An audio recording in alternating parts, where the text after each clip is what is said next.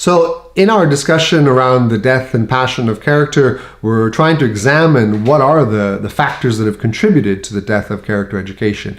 In the preceding video, we've seen some cultural factors that have contributed. We've seen a culture of reason and research. We've seen the ethics of authenticity. We've seen the therapy-centered society, and a society that is characterized by quality and measurement and management of processes, including educational ones. In this video, we're going to explore some of the more educational developments that have led and contributed potentially to the death of character education. So the first of these is what I've called the Babylonian captivity of accreditation. Now, as many of you probably know, I work as an accreditor, and so I have a great appreciation for what accreditation does.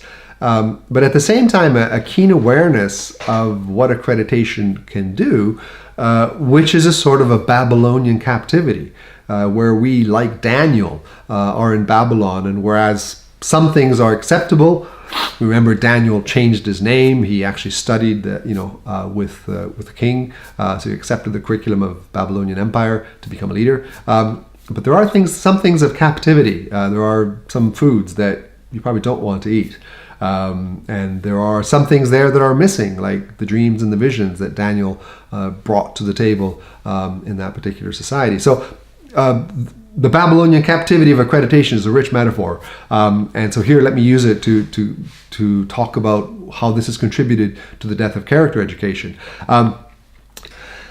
In the previous video, we talked about the culture of managerialism and measurement and how this led into thinking about quality. And accreditation is in a sense, it's the armed forces of the ideas of quality and of measurement. One of the points of accreditation is, in fact, to give credit, accreditation, to give credit to those who are giving credit, in a way. It's about separating out the diploma mills from those that are doing a proper job in higher education. And let me underline the word proper.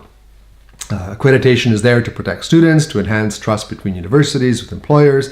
It's there to help define quality, to help define fitness for purpose, to make sure that schools are achieving the benchmarks that have been set. And there is a lot of good in that, believe me. A lot that, like Daniel and Babylon, we actually can accept. And yet, there are elements that do actually contribute to situations of difficulty as theological educators, and character education is one of those. Because, quite simply, if we believe theologically that character education is part of what God wants us to do in theological education, we need to recognize that in secular accreditation, that is not part of their plans. So God has a plan, maybe. Do we agree on that about character education? Secular accreditation does not have a particular plan or is not particularly bothered about character education. So, for example, a school being accredited by a secular accrediting agency, if the school does nothing in the area of character education, it will never be labeled as a diploma mill. Secular accreditation does not look for character education. It doesn't say it's not important necessarily. It simply ignores it. It's not part of what it's looking for. It's not seen as a key feature in a higher education institution, including theological ones. When you're visited by secular accreditation, they don't look for that. They don't believe character education is necessary to protect students, to enhance trust between universities and employers. It's just not something they look for. It does not include character education in the definition of quality, nor does it necessarily consider that it is its business of accreditation to help schools become places that are fit for the purpose of virtues being caught and taught to produce good character. So if, for example, you look, let me give you an example of this. In Europe, the Dublin descriptors have been put together in 2002, and they actually inform a lot of the accreditation in the European Union. The Dublin descriptors, therefore, are say, okay, this is what accreditation is looking for, have 5 areas: demonstration of knowledge and understanding, application of knowledge and understanding, ability to gather interpretation and interpret data, communication information, and developing learning skills. Now, I went through those pretty quickly, and I don't want to do a video on the Dublin descriptors. Just go look at them again. Look it up, Google it, Dublin descriptors, and read again and try to find in the descriptors where the place of character education is. If you find it, please write it in the comment box below. I've not found it. There's simply no room for character education. It's not against it, but it says nothing for it, which means that accreditors are not looking for this particular aspect, which instead for us as evangelical theological educators is so very important. This, by the way, I believe is a good reason, a good justification for the existence of evangelical accrediting associations that also do look for this sort of thing.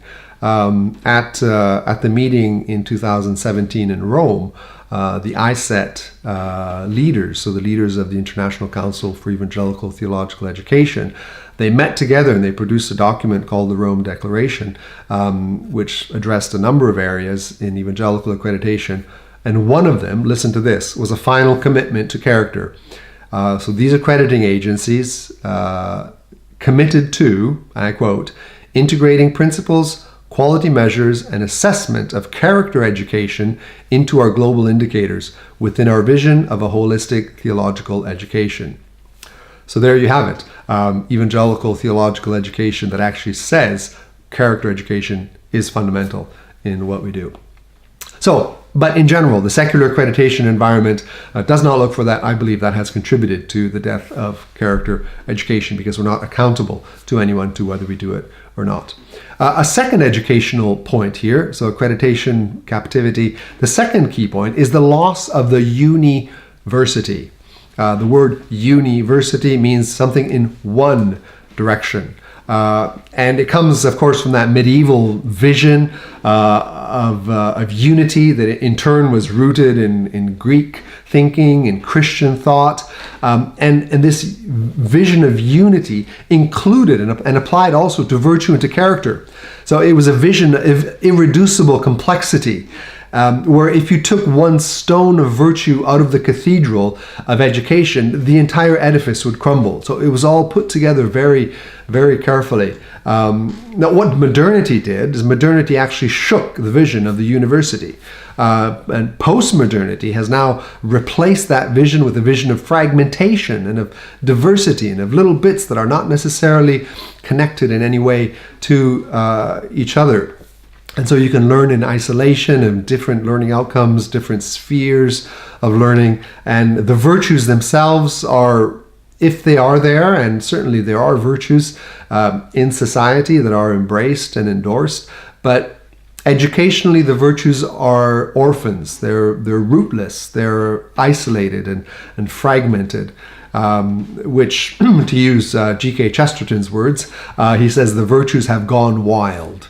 And can actually inhibit the education of character. We'll do a post later on the virtues gone wild. It's a really interesting thought there by Chesterton. But the point here to be made is simply that the loss of the university, so the one way of thinking university has fragmented different kinds of learning, and education, therefore character education can sit on its own, and within character education it can further fragment into the virtues, and so the vision of unity has been lost in the university.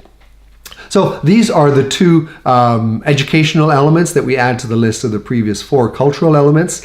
And in the next video, we're going to see a set of contextual elements specific to evangelical theological education that have also contributed to the death of education.